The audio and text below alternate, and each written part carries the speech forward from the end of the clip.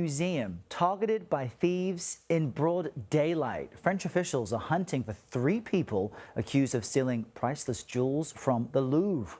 Tourists were already inside the museum when the break-in took place on Sunday, and museum officials say this was the work of professionals.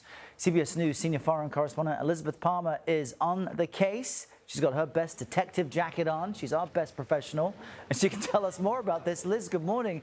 This is just so brazen. How did these thieves get away with anything? Yeah, well, no magnifying glass needed. This happened in plain sight. Basically, they drove an extendable ladder on wheels up to the backside of the Louvre against the wall, hoisted themselves up to a balcony, legged it over onto the balcony, broke through a window, and headed straight for a very famous gallery, the Apollo Gallery. Beautiful, sumptuous room that displays, in effect, what are France's crown jewels. It took them 7 minutes to apparently use a circular saw of some kind, not only to get through the window, but then to get into the display cases and make off with 9 gorgeous objects. They are diamond and precious stone encrusted tiaras. There was a whole set of earrings and a choker belonging to one of France's empresses, Eugenie, who was married to Napoleon III.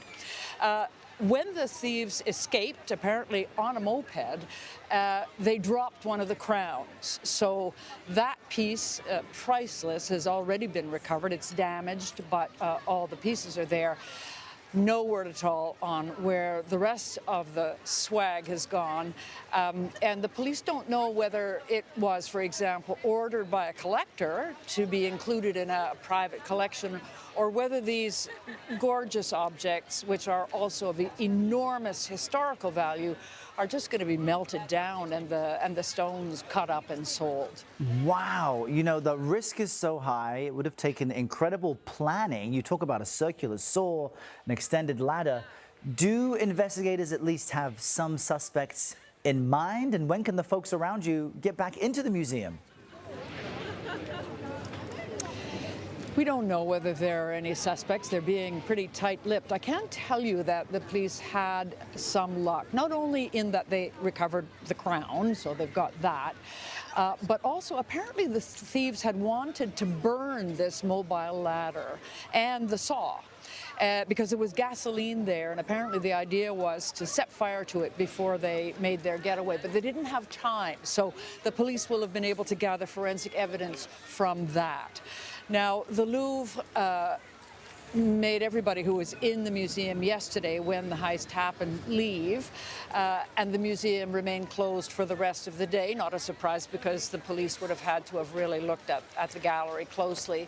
We now know it's going to be closed all day again today, not only because the police investigation, the police will be combing the place, but also there's a serious discussion going on about better security. The Louvre looks like a fortress. In fact, it turned out to be very vulnerable. That's right. And if anyone tries to sell you some French priceless jewels for a good deal, be suspicious. Elizabeth Palmer on the case for us. Thanks so much, Liz.